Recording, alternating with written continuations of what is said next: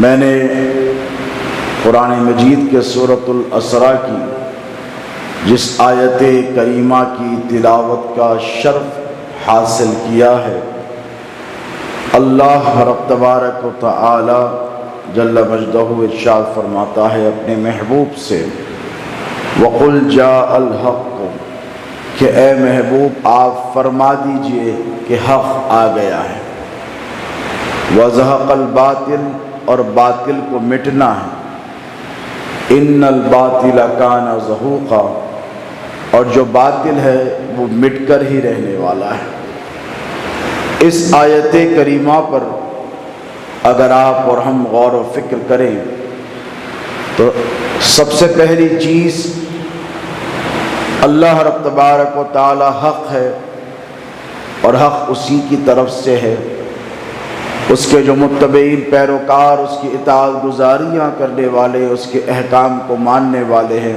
وہ بھی حق ہے۔ اسلام، مذہب اسلام، دین ہمارا، یہ بھی حق ہے، قرآن کا پیغام بھی حق ہے، اور میرے نبی کا ارشاد مبارک ہے، حدیث مبارک، آقا نے فرمایا کہ مجھے بھی اللہ نے حق کے ساتھ مبعوث فرمایا ہے۔ حق ایسی چیز ہے دوستو کہ حق جہاں پر رہتا ہے وہاں پر باطل ٹک نہیں پاتا۔ کوئی بھی چیز اس کی ضد کی وجہ سے پہچانی جاتی ہے۔ عربی زبان کا محاورہ ہے کہ اشیاء کو، آبجیکٹس کو، چیزوں کو پہچاننے کے لیے ان کی ضد کا ہونا، یعنی ان کے اپوزٹ کا ہونا بہت زیادہ ضروری ہے۔ آپ اگر دن کے اجالے نہیں جانتے تو رات کے اندھیروں کو نہیں پہچانیں گے۔ آپ نے دن کا چمکتا ہوا سویرا اور اجالا دیکھا، اسی لیے آپ کو رات کی تاریکی سے خوف لگتا ہے۔ اگر آپ نے ٹھنڈ کو محسوس کیا ہے تو اس کی ضد کی وجہ سے آپ گرم شے کا احساس کر پائیں گے۔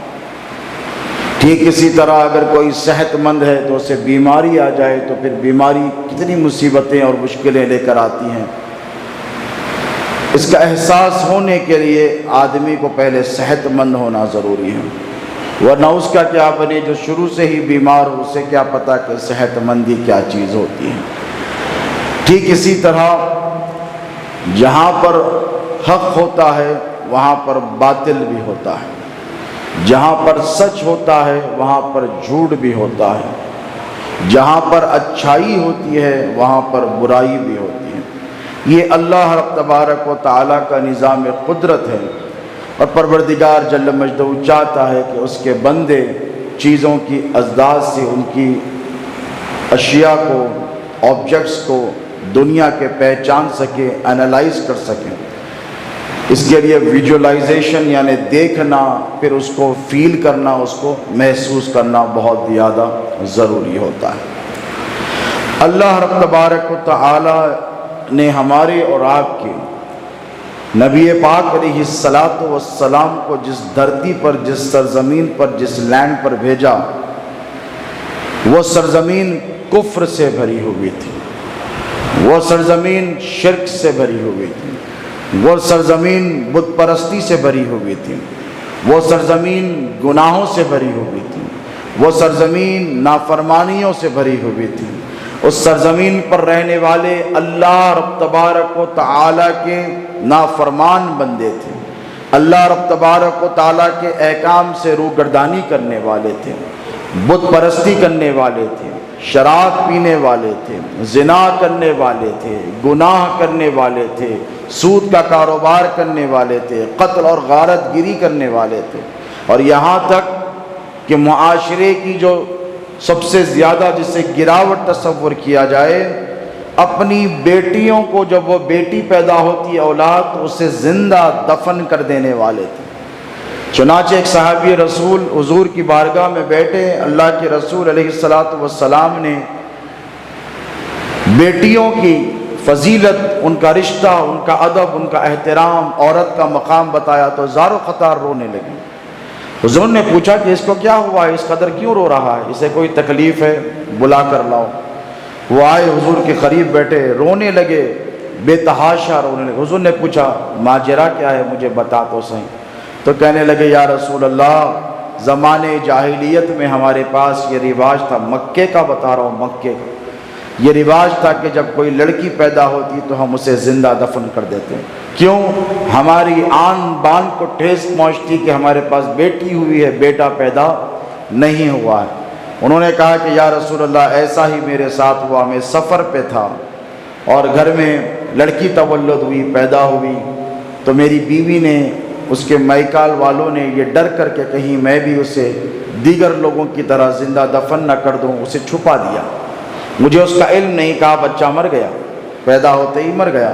بہت زمانے بعد وہ 7-8 برس کی جب ہوئی تو اسے کہیں چھپا کر رکھا تھا۔ مجھے بعد میں پتا چلا کہ مجھے لڑکی ہوئی تھی اور یہ لڑکی میری بیٹی ہے، تو میں اسے پکڑ کر لایا۔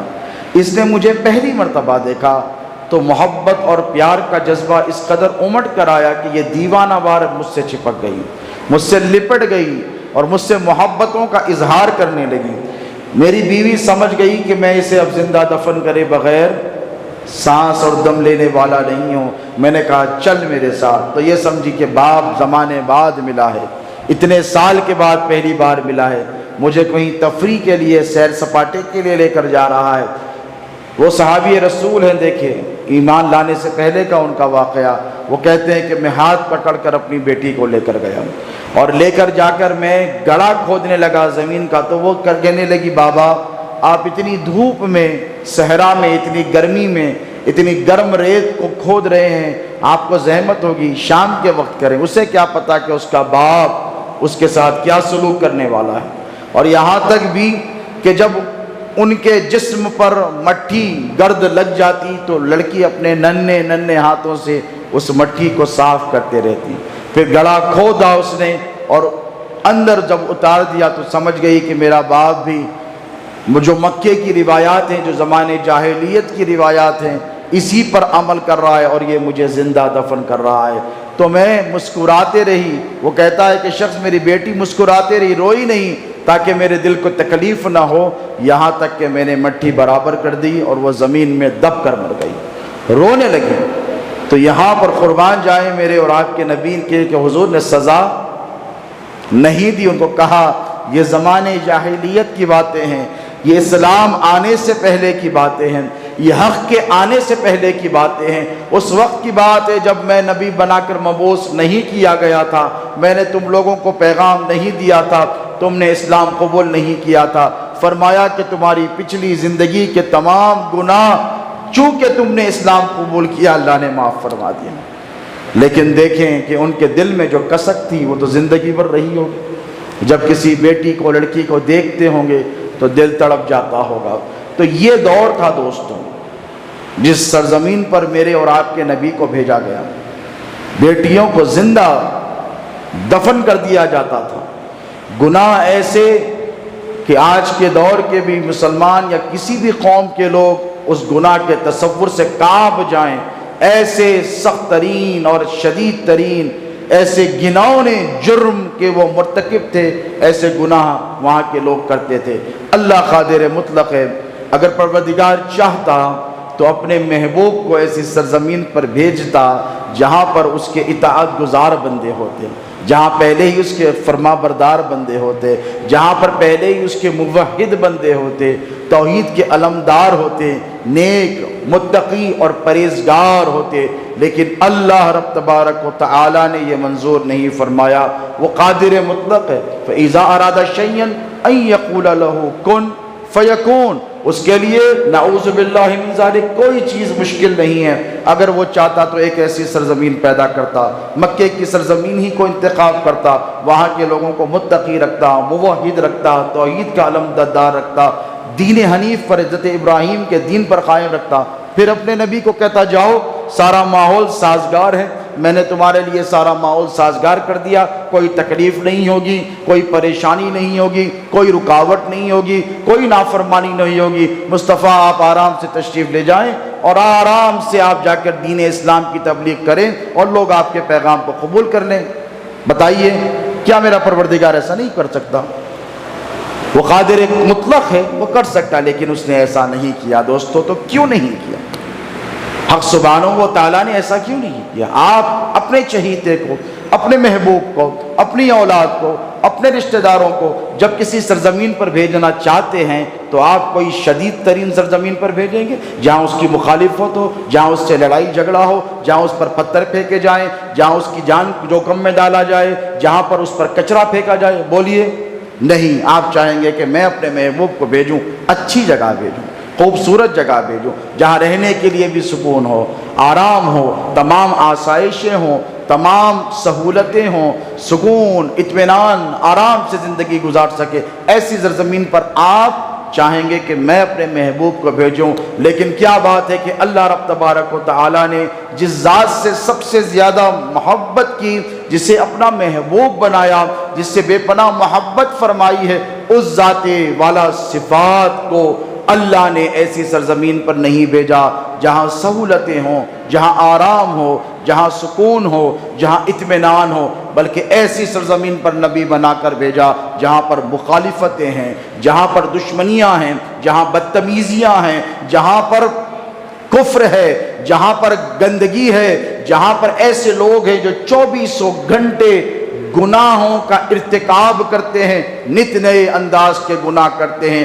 اللہ رب تبارک و تعالی نے اپنے محبوب کو ایسی سرزمین پر بھیجا جہاں پر یہ سب برائیاں تھی، اسی لیے کہ مصطفیٰ کل کے دن لوگ یہ نہ کہیں کہ آپ تو آئے تھے ایسے سازگار ماحول میں، اسلام دے کر چلے گئے، آپ کو کیا پتا کہ مشکلیں کیا ہیں، آپ کو کیا پتا کہ مصیبتیں کیا ہیں، آپ کو کیا پتا کہ آزمائشیں کیا ہیں۔ محبوب ایسی سرزمین پر بھیجوں گا جہاں کے نہ صرف لوگ سخت ہوں گے بلکہ وہاں کا موسم بھی سخت ہوگا، وہاں کی سرزمین بھی سخت ہوگی۔ مکہ مکرمہ کا آپ جائزہ لیں، جس زمین پر میرے اور آپ کے نبی پیدا ہوتے ہیں، کتنی سخت ترین زمین ہے، آپ وہاں پر چل نہیں پائیں گے، ریتیلے سنگلاخ پہاڑ ہیں، خاردار ہیں جس پر چلنا دشوار ہے، اور زمین بھی بالکل فلیٹ نہیں ہے۔ دوستو مکے کی سرزمین کا آپ جائزہ لیں، اب شہر بن گئے ہیں، شہر میں کئی ہزاروں پہاڑوں کو مسمار کر کر ڈسمینٹل کر کر وہاں پر سڑکیں بنائی گئیں، میدانیں بنائے گئے، پلینز بنائے گئے، لیکن پلین یعنی وہ میدان جو سٹیل ہو، بالکل ایسے میدان بنائے گئے۔ لیکن حضور کے زمانے میں اگر آپ سوچیں تو آپ کو پتہ چلے گا کہ مکے کی سرزمین پر survival was not an easy task, بہت مشکل کام تھا۔ وہاں رہنے لوگ گھبراتے تھے، بھئی یہاں پر تو زمین بھی صحیح نہیں ہے، چلتے چلتے پہاڑ آ جاتے ہیں، وادیاں آ جاتی ہیں اور ٹیلیاں آ جاتی ہیں، چلنا دشوار ہے، اور ریگزار ہیں اور نوکیلے پتھر ہیں جو پیروں میں چبھ جاتے ہیں، جانوروں کو تو تلنے کے لیے تکلیف ہوتی ہے۔ تو ایسی سرزمین کا انتخاب اللہ رب تبارک و تعالی نے اپنے محبوب مکرم علیہ السلام کے لیے فرمایا۔ کیوں؟ اسی لیے کہ محبوب اللہ کی راہ میں، حق کی راہ میں، دین اسلام کی راہ میں اگر چلتے چلتے زمین پر کوئی نوکیلا پتھر تمہارے قدموں کو آ کر زخمی کر دے تو کل تمہاری امت کو یہ جذبہ ملے کہ دیکھو مصطفیٰ نے دین اسلام کے لیے، نبی نے دین اسلام کے لیے کتنی تکلیفیں اٹھائی ہیں، اگر ہماری راستوں میں کوئی کانٹے بچھا دیتا ہے تو کیا پریشانی کی بات ہے۔ آپ بات سمجھ رہے ہیں میری، تاکہ آپ کو سبق مل سکے، آپ سیکھ سکیں، آپ کے پاس حوصلہ آ سکے۔ اسی لیے اللہ رب تبارک و تعالی نے اپنے محبوب کو بھیجا تو ایسی سرزمین پر بھیجا جہاں پر سختیاں ہیں، موسم بڑا سخت، خطرناک گرمی، ایسی گرمی مکے اور مدینے کی حجاز مکرمہ کی کہ وہاں پر کھجور درخت پر ہی ہوتے ہیں، درخت پر، اور اتنی گرمی ہوتی ہے کہ پک کر نیچے گر جاتے ہیں۔ 50-55 ڈگری سینٹی گریڈ تصور کیجئے، اگر 40+ ہمارے یہاں سمر میں موسم ہو جائے تو ایئر کنڈیشنرز نکل جاتے ہیں، ایئر کولرز ہوتے ہیں، ہم گھروں کے باہر نہیں نکلتے۔ آپ دیکھیں حیدرآباد میں جب سمر آتا ہے، جب گرما کا موسم ہوتا ہے تو ہم کیا کرتے ہیں؟ گھروں میں رہنے کو پسند کرتے ہیں، ہم پریفرنس اسی کو دیتے ہیں کہ بھئی گھروں میں رہا جائے آرام سے، شام ہوگی تو نکلیں گے، ہے کہ نہیں؟ بتائیے، شام میں نکلتے ہیں، دن میں روڈیں ویران، सुनसान होती हैं। क्यों? आपके पास सहूलतें हैं, लेकिन अल्लाह रब तबारक व तआला ने अपने महबूब को कश्मीर की वादियों में नहीं उतारा, स्विट्ज़रलैंड के खूबसूरत फ्रेंच एल्प्स के दरमियान नहीं उतारा, बल्कि भेजा तो कहा कि मुस्तफ़ा ऐसी सरजमीन पर जाओ जहाँ का मौसम भी सख्त होगा, जहाँ की ज़मीन भी सख्त होगी, जहाँ के लोग भी सख्त होंगे। अब महबूब हमें तुम्हारा कमाल देखना है कि तुम इस ज़मीन को कैसे मुसक्कर करते हो। महबूब हमें तुम्हारा जमाल देखना है कि कुफ्र के घिनौने चेहरों के सामने जब तुम जाओगे तो किस तरीके से इनको अपने अखलाक के ज़रिए मुतासिर कर कर बिगड़े हुओं को सुधार दोगे। जो बुत परस्त हैं उन्हें सहाबा का मकाम अता फरमाओगे। ये मेरे महबूब, आपके महबूब आका व मौला अलैहिस्सलातु वस्सलाम की ज़ात मुबारक है। और अल्लाह का वादा है वक़ुल जाअल हक़्क़ु व ज़हक़ल बातिल, के महबूब कह दीजिए कि जहाँ हक़ आएगा वहाँ से बातिल को तो मिटना है और बातिल मिट कर रहेगा। हुजूर तशरीफ़ लाए। अब आपके सामने मेरे और आपके नबी की ज़िंदगी है। दोस्तों, विलादत से 40 साल, ऐलान नबूवत से पहले 40 साल का अरसा हुजूर ने कैसे गुजारा है समझे। आराम, सुकून, इत्मीनान की ज़िंदगी मेरे नबी ने नहीं गुजारी। अभी दुनिया में तशरीफ़ लाने से पहले यतीम हो गए, दुनिया में आए नहीं। वालिद हज़रत सैयदना अब्दुल्ला इस दुनिया से चले गए। 6-7 बरस की उम्र हुई, वालिदा माजिदा सफ़र के दौरान इंतकाल कर गई। हज़रत सैयदा आमिना, अभी बचपन के अय्याम हैं।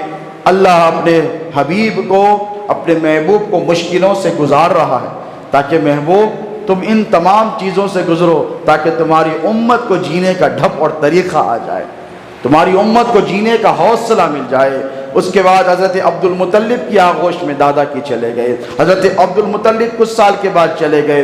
उसके बाद फिर सख्तियाँ आई, फिर हज़रत अबू तालिब ने आपको अपनी आगोश में ले लिया, फिर परवान चढ़े, फिर जवान हुए। 25 साल की उम्र मुबारका में मेरे नबी ने निकाह फरमाया। 15 साल की अपनी उम्र से ज़्यादा औरत उम्मुल मोमिनीन सैयदा खदीजतुल कुबरा से निकाह किया। फिर अल्लाह ने अपने हबीब को बिज़नेस भी सिखाया, इख्तिसादियात भी सिखाई, माशियात भी सिखाई, इकनॉमी का भी दर्स दिया। अल्लाह के रसूल अलैहिस्सलातु वस्सलाम बेहतरीन बिजनेसमैन बनकर साबित हुए। उम्मुल मोमिनीन खदीजतुल कुबरा क्योंकि बहुत बड़ा आपका बिजनेस था, मुतासिर हुई, निकाह का पैगाम भेजा। फिर आराम से कुछ साल ज़िंदगी गुजरी।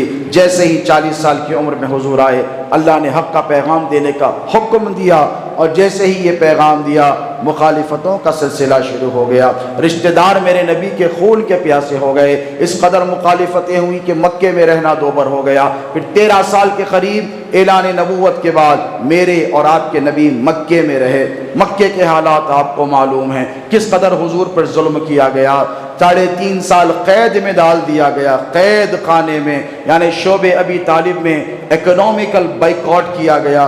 कोई खरीदो फरोख्त बंद कर दी गई। भूख की शिद्दत से परेशान रहते, लेकिन मुस्तफ़ा ने हक़ का साथ वो दिए नहीं छोड़ा। हक़ के काम में कोई रुकावट को कबूल नहीं किया। किसी मुसीबत के सामने अपने हथियार नहीं डाले। हुजूर उसी इस्तिक़ामत के साथ, उसी हौसले के साथ, उसी हिम्मत के साथ आगे बढ़ते रहे। मुखालिफतें बढ़ती रहीं, हुजूर का काम बढ़ता रहा। इधर होते होते हज़रत अमीरुल मोमिनीन सैयदना उमर फ़ारूक रज़ी अल्लाह ताला अन्हु तक 40 मुसलमान हो गए। कितने? 40 मुसलमान हो गए। उसके बाद मैदान अमल में निकले। हज़रत उमर रज़ी अल्लाह ताला अन्हु ने कहा कि या रसूल अल्लाह, अब हम कमरों में बैठकर अज़ानें नहीं देंगे, हम मैदानों में निकलेंगे, हम सहने मक्का में जाकर अज़ा देंगे, हम काबे के सामने अज़ान देकर लोगों को नमाज के लिए तरगीब देंगे, हम एलाए कलिमतुल हक़ करेंगे। मुखालिफतें इतनी बड़ी कि बिर आखिर मेरे और आपके नबी को मक्का छोड़ना पड़ा। अल्लाह ने कहा कि महबूब, ये तुम्हारे क़त्ल पर आमादा हैं, मुशरिकीन मक्का ये आपको क़त्ल कर देंगे।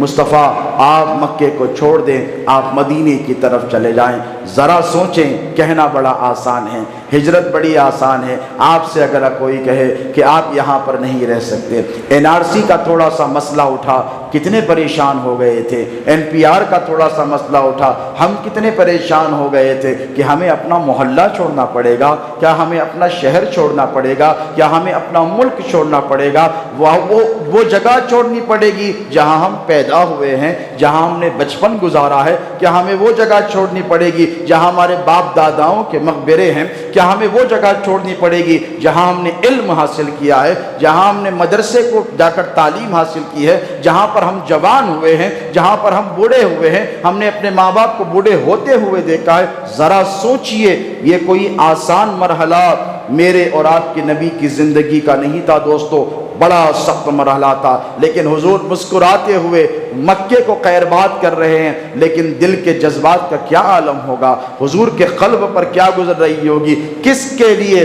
دنیا کے لیے، اقتدار کے لیے، منصب کے لیے نہیں، اعلائے کلمت الحق کے لیے۔ وَقُلْ جَاءَ الْحَقُّ وَزَهَقَ الْبَاطِلُ، باطل کو مٹانے کے لیے، اللہ کے احکام کی تعمیل کرنے کے لیے، لا الہ الا اللہ محمد الرسول اللہ کے پرچم کو ساری دنیا میں لہرانے کے لیے میرے اور آپ کے نبی ان تمام مشکلوں سے گزر رہے ہیں۔ اس طرف حضور گزر رہے ہیں، اس طرف صحابہ نے کیسی قربانیاں پیش کی ہیں۔ حضرت سیدنا بلال حبشی رضی اللہ تعالی عنہ کو بوریے میں لپیٹ دیا گیا، کہا گیا کہ محمد کا دامن چھوڑ دو، محمد سے وفاداری کو چھوڑ دو، کہا کہ ان کے دین کو چھوڑ دو، مذہب اسلام کو چھوڑ دو، تو کہا مرتا مر جاؤں گا۔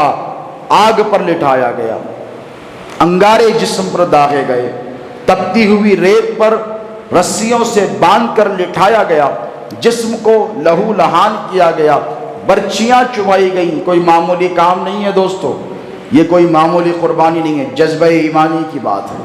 اگر تقیہ کر لیتے پڑوسیوں کی طرح، کہا چھوڑ دیا، بعد میں آ کر مل لیتے، تو دنیا میں کیا مثال قائم ہو جاتی؟ بتائیے، اس کی گنجائش بھی ہے۔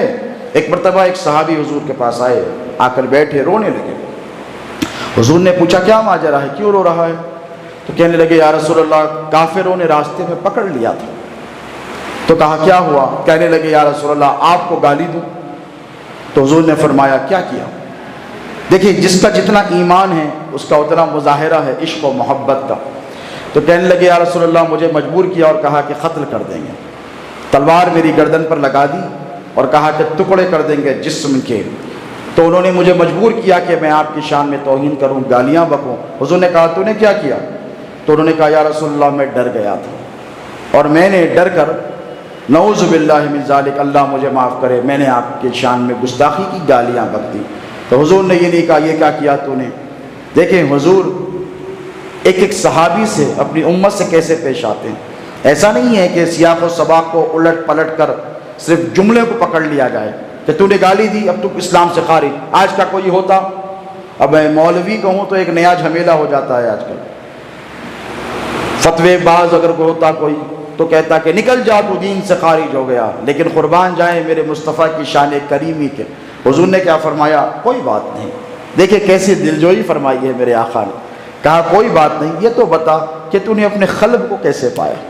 تو جب مجھے گالی دے رہا تھا تو مجھے یہ بتا تو نے اندر بھی تو دیکھا ہوگا، تو نے قلب کو کیسے پایا؟ تو کہنے لگا یا رسول اللہ قلب کو مؤدب پایا، قلب کو، دل کو وفادار پایا، آپ کی محبت میں گرفتار پایا۔ میں نے اپنے دل کی طرف دیکھا تو آپ کے ادب سے میرا دل بھرا ہوا تھا۔ حضور نے فرمایا جا، پھر کوئی بات نہیں، اگر آئندہ بھی تجھے ایسے کوئی پکڑے تو ایسے ہی بول کر اپنی جان بچا کر نکل جا۔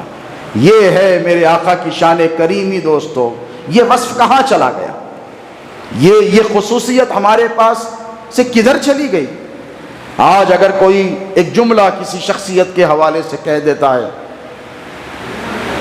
اور کوئی بات کہہ دیتا ہے تو اتنا اختلاف کہ اس کی 7 پشتوں کو نعوذ باللہ ہم گن کر چھوڑ دیتے ہیں، مخالفتوں کا بازار گرم کر دیتے ہیں۔ لیکن یہ شان کریمی اور رعوفی میرے آقا کی کہاں چلی گئی؟ کہا اپنے قلب کی طرف تو دیکھ۔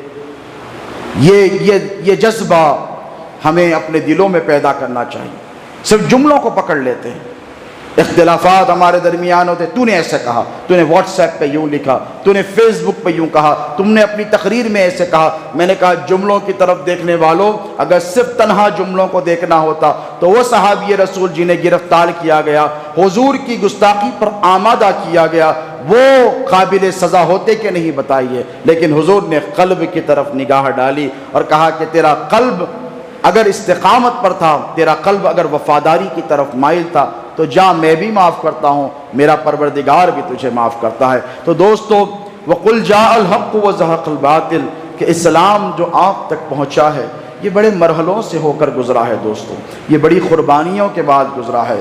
صحابہ کا ایثار آپ کی نگاہوں کے سامنے ہے، بدر میں مسلمانوں کی قربانیاں آپ کی نگاہوں کے سامنے ہیں، جنگ احد کی قربانیاں آپ کی نگاہوں کے سامنے ہیں، جنگ موتا کی قربانیاں آپ کی نگاہوں کے سامنے ہیں، غزوہ خندق جیسی عظیم جنگ آپ کی نگاہوں کے سامنے ہیں، بھوک اور پیاس کی شدت سے بے چین اور بے قرار ہونا صحابہ کا آپ کی نگاہوں کے سامنے ہے۔ ایک مرتبہ حضور تشریف فرما ہے، ایک صحابی رسول کو بھوک نے بے چین کر دیا، بڑے بے قرار ہو گئے، بھوک کی شدت سے بے تاب ہو کر ادھر دیکھا ادھر دیکھا، کچھ نہیں ملا، اسلام کیسے پھلا پھولا ہے دیکھیں۔ حضور کی بارگاہ میں آ گئے، جب صحابہ پریشان ہوتے تو حضور کی بارگاہ کا رخ کرتے، حضور کی بارگاہ میں آئے، آنکھوں سے آنسو جاری ہیں، بھوک کی شدت نے بے چین کر دیا ہے، بے چین و بے قرار ہو گئے۔ حضور نے پوچھا کیا ماجرا ہے؟ کہنے لگے یا رسول اللہ بھوک کی شدت نے بے چین کر دیا ہے، پیٹ پر پتھر باندھ کر آیا ہوں۔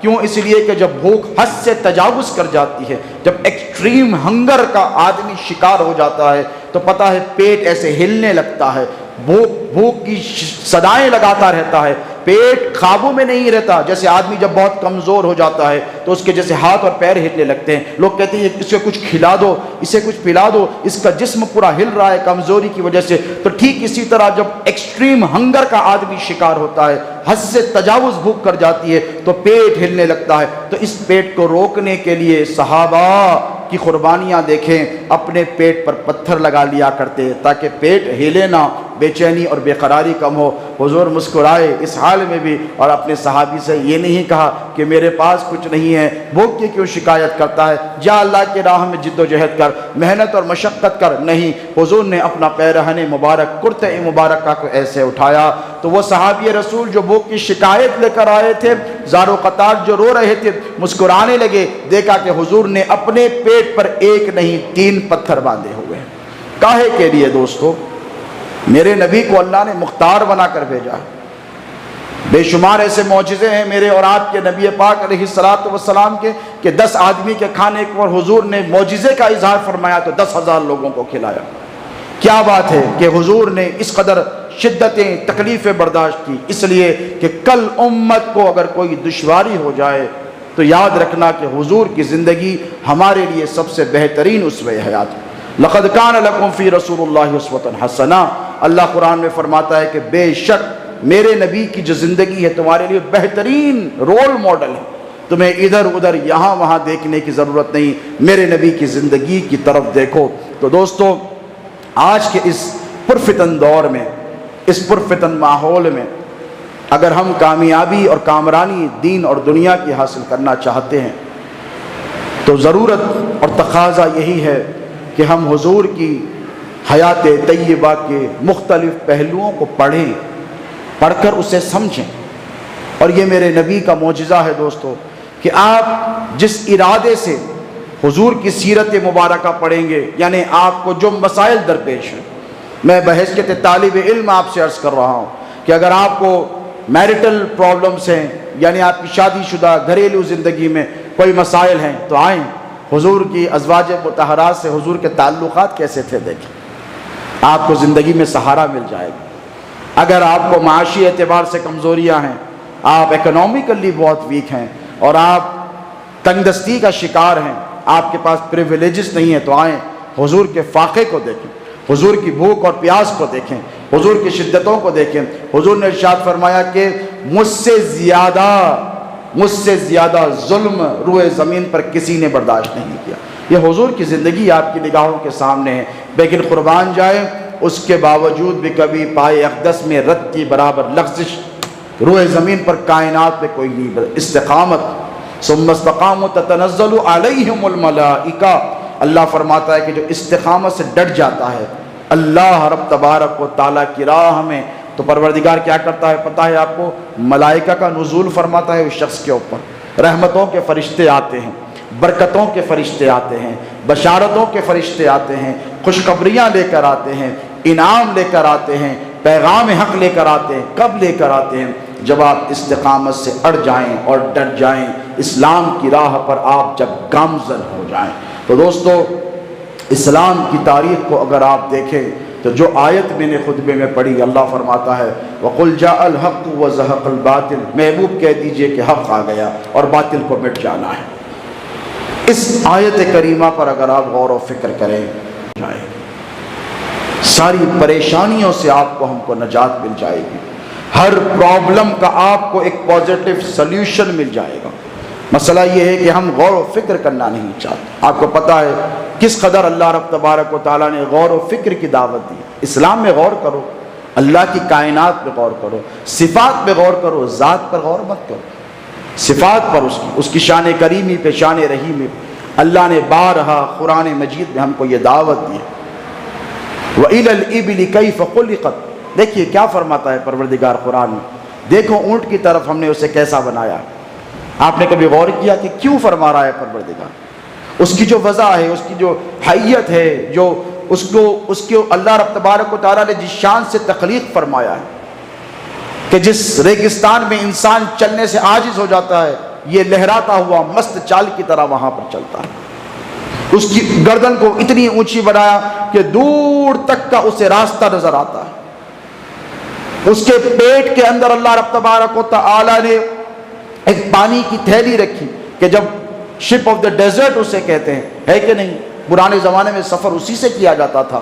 پھر جب یہ سیٹلائٹ سسٹم نظام ختم ہو جائے گا، یہ سیٹلائٹ جب گر جائیں گے قرب قیامت، یہ نظام درہم برہم ہو جائے گا، دنیا سے فیول ختم ہو جائے گا، نیوکلیر ریاکٹرز جن سے انرجی حاصل کی جاتی ہے، جب یہ فیل ہو جائیں گے تب پلٹ کر پھر اسی نظام کی طرف آنا ہے۔ تو اللہ نے اسے کیسا تخلیق فرمایا، اس پر غور کر، ایسے تخلیق فرمایا کہ اس کے اندر ایک پانی کا پاؤچ رکھا کہ جب بہت زیادہ پانی کی شدت سے بے چین ہو جاتا ہے، جسے ریزرو فیول جیسے کارس میں ہوتا ہے، ویسا وہ ریزرو واٹر جو اس کا ہوتا ہے وہ واپس نکل کر اس کے منہ میں آتا ہے، پھر اس کی جو خشکی ہوتی ہے، اس کے دہن کی، اس کے منہ کی، اس کی خشکی کو، اس کی پیاس کو ختم کرتا ہے۔ یہ اللہ فرما رہا ہے وَإِلَى الْإِبِلِ كَيْفَ خُلِقَتْ، غور کرو، وَإِلَى السَّمَاءِ كَيْفَ رُفِعَتْ، پھر فرماتا ہے آسمان کی طرف دیکھو کہ ہم نے کیسے بنایا ہے آسمان کو، ہم نے غور کرنا چھوڑ دیا ہے دوست۔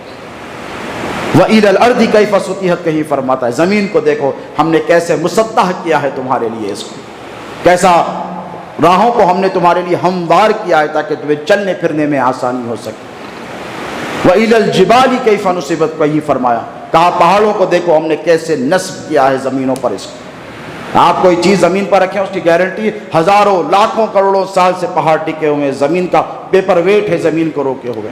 ہم نے غور اور فکر کرنا چھوڑ دی دوستو، خطبات سنتے ہیں، علماء کے خطابات سنتے ہیں، لیکن مسئلہ یہ ہے اس کے بعد جا کر ہم اس پر غور و فکر نہیں کرتے۔ اسی لیے کہ غور و فکر نہیں کریں گے تو پھر ہمیں نتیجہ نہیں ملے گا، راہ نہیں ملے گی، راستہ نہیں ملے گا۔ تو مسلمانوں کو بحیثیت مسلمان اللہ رب تبارک و تعالی، علماء کے لیے محدود نہیں ہے دوستو، ہر انسان کے لیے، یہ ان کے لیے نہیں جو اسلامک اسکالرز سے صرف وہی غور کرنے کام نہیں چلنے والا ہے۔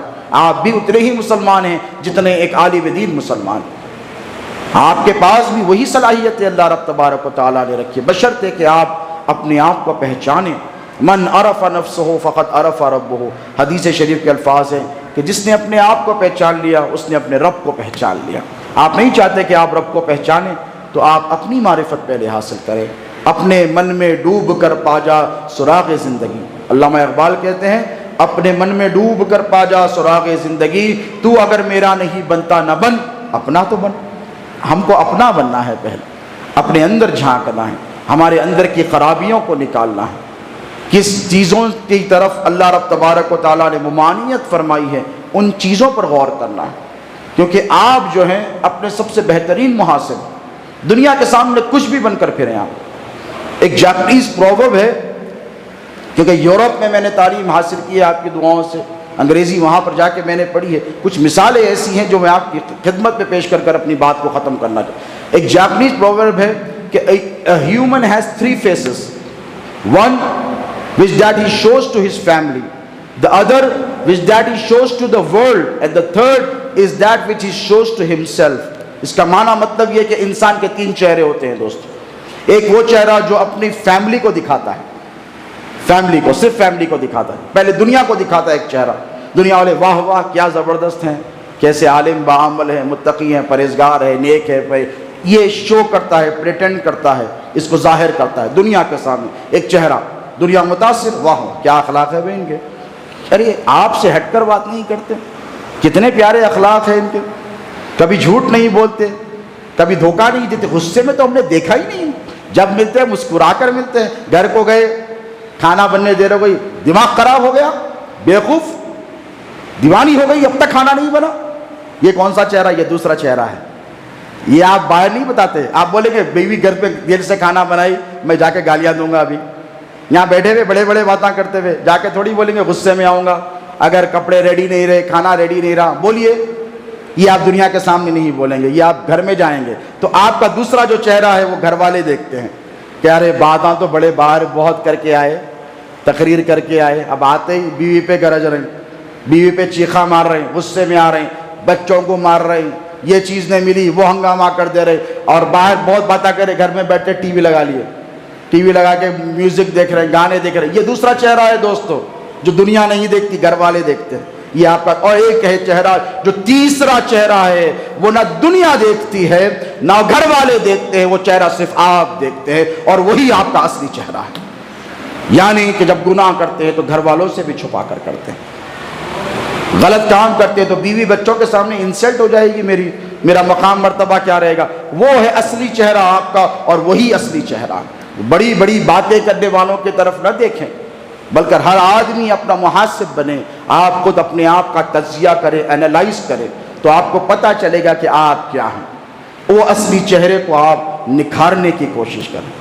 یعنی جب آدمی تنہائی میں ہوتا ہے تب اس کا معاملہ اس کے رب کے ساتھ کیسا ہے، جب اس کا اظہار ہوتا ہے دوست، یعنی محفل میں ہے، درود کی محفل ہے، سلام کی محفل ہے، تقریر کی محفل ہے، بیٹھے میں سبھی پڑھ رہے ہیں، گھر میں گئے بدل گئے، اور تنہائی میں گئے نعوذ باللہ اور زیادہ بدل گئے، تو وہ آخری جو چہرہ ہے، وہ جو آپ کے اوپر مکھٹ لگا ہوا ہے، اس کو سدھارنے کی کوشش کریں، من عرف نفسو، اسی لیے حضور نے فرمایا اپنے آپ کو پہچان، اندر جھانک کے دیکھ، علامہ اقبال نے کہا کہ اپنے من میں ڈوب کر پا جا سراغ زندگی، دیکھ اندر کیا برائیاں ہیں، اندر کتنی برائیاں ہیں، اندر کتنے گناہ ہیں، کتنی گھٹن ہے، اندر کتنا نفاق ہے، اندر کتنی منافقت ہے، اندر کتنی دھوکہ دہی ہے، اندر کتنی دشمنیاں ہیں، اندر کتنا بغض ہے، اناد ہے، ان سب کو نکال، جب یہ نکلے گا تو تو پاک اور صاف ہو جائے گا، جب یہ چلا جائے گا تو اصلی چہرہ تیرا پاک و صاف ہو جائے گا،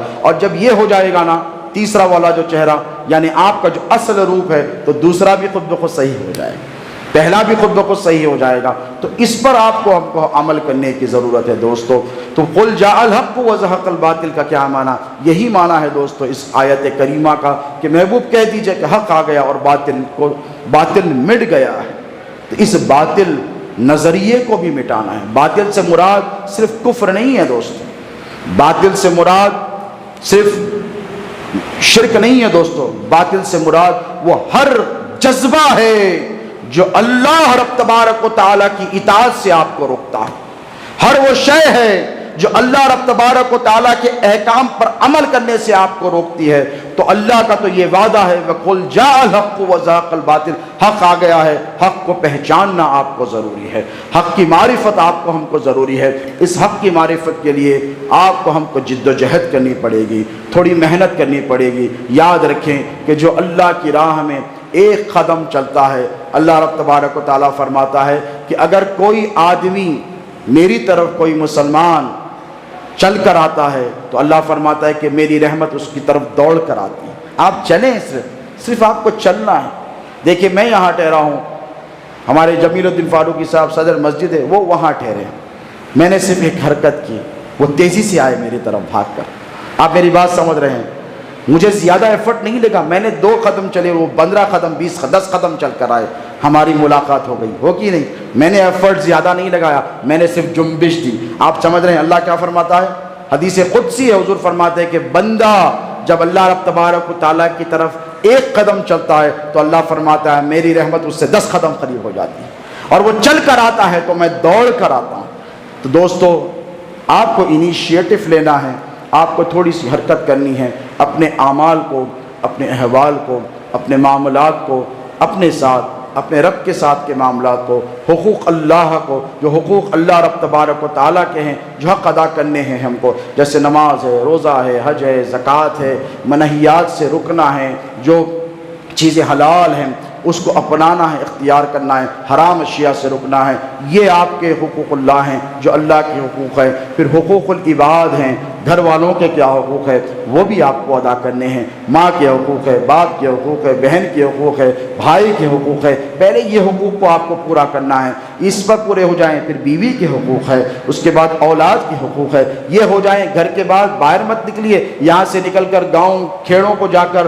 ادھر ادھر جا کر آپ کو کام کرنے کی ضرورت نہیں، شہر مت پھریے آپ۔ جیسے میں بڑی معذرت کے ساتھ کہتا ہوں کہ جماعتیں ہوتی ہیں اور جماعت میں 40 دن، 1 مہینہ، 2 مہینے نہیں، دیکھیں کہ چیریٹی کا جو کام ہے، ہو انفسکم و اہلکم نارا، اللہ فرماتا ہے پہلے اپنے گھر والوں کو سدھارو، تمہاری ذمہ داری ہے کہ پہلے بیوی بچوں کو سدھارو، اس کے بعد پھر باہر نکلے، الا جارک حق، حضور فرماتے ہیں کہ تمہارے پڑوسی کا تو پر حق ہے، اپنے پڑوس کو سدھارنے کی کوشش کرے۔ اگر کوئی کسی بھی فرقے کے ہمارے مسلمان بھائی ہیں، کسی بھی مکتب فکر کے میرے مسلمان بھائی ہیں، میں ان کو یہی دعوت دوں گا کہ پہلے آپ اپنے گھر والوں کو سدھاریں، اس کے بعد نکلے، نیکسٹ سٹیج آپ کے محلے کا ہے، آپ محلے کی طرف جائیں، پھر اس کے بعد آپ اپنے حلقے میں اور اس کو وسعت دیں، اسی لیے کہ یہ دور دوستو آپسی اختلافات، لڑائی جھگڑوں کا بالکل نہیں ہے، ہماری نسلیں الگ دور دیکھنے والی ہے۔ میں بول رہا ہوں سنگ پریوار اپنے ارادوں کو ابھی ترک نہیں کیا ہے، ان کے جو منصوبے ہیں، جو ناپاک منصوبے،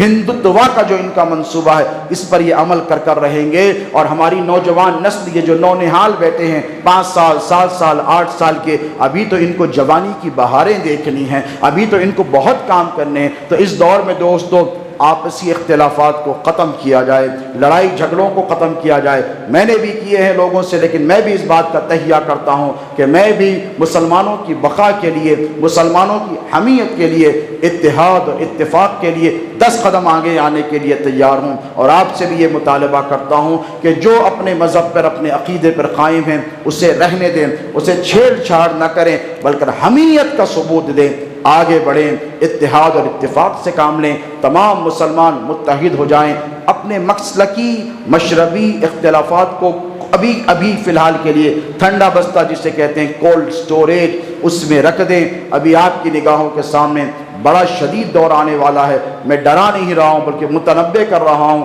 اب ضرورت ہے، پہلے سے زیادہ ضرورت ہے، کبھی اتنی ضرورت نہیں تھی جتنی اب ضرورت ہے کہ آپ اپنی صفوں میں اتحاد کریں، اتفاق کریں، ایک دوسرے کا لحاظ کریں، پاسداری رکھیں۔ اللہ رب تبارک و تعالیٰ کہنے سننے سے زیادہ ہم کو اور آپ کو سب کو پروردگار عمل کرنے کی توفیق عطا فرمائے۔ میں سبحانہ و تعالیٰ کی بارگاہ میں دعا ہوں کہ اے پروردگار، اگر کہنے سننے سمجھنے میں ہم سے کوئی غلطی خطا لفظ سرزد ہوئی ہو تو اے باری تعالیٰ اپنے فضل سے، اپنے کرم سے ہماری خطاؤں کو معاف فرما۔ اے مولا، یہاں جتنے حاضرین جمع ہوئے ہیں تیری محبت میں، تیری اطاعت میں، اے پروردگار ان سب کی حاضری کو اپنی بارگاہ میں شرف قبولیت عطا فرما۔ اے باری تعالیٰ اپنے فضل سے، اپنے کرم سے، اپنے لطف سے، اپنی عنایت سے ہم میں جو بیمار ہیں انہیں شفائے کاملہ عطا فرما، جو پریشان حال ہیں ان کی پریشانیوں کو دور فرما۔ اے باری تعالیٰ ہم میں جو مسلمان بھائی بے روزگار ہیں انہیں روزگار عطا فرما، جن کے کاروبار ہیں ان کی تجارت میں برکتیں عطا فرما۔ اے اللہ ہم میں جو بے اولاد ہیں انہیں اولاد عطا فرما، جن کی اولاد ہے ان کی اولاد کو نیکوکار و متقی و پرہیزگار بنا۔ اے باری تعالیٰ پروردگارہ ہم میں جو بے عمل ہے انہیں عمل صالح متقبلہ کی توفیق عطا فرما، اور جو با عمل ہیں ان کے عمل میں اخلاص عطا فرما، للہیت عطا فرما۔ اے اللہ ہم میں جو بے نمازی ہیں انہیں نماز پنجگانہ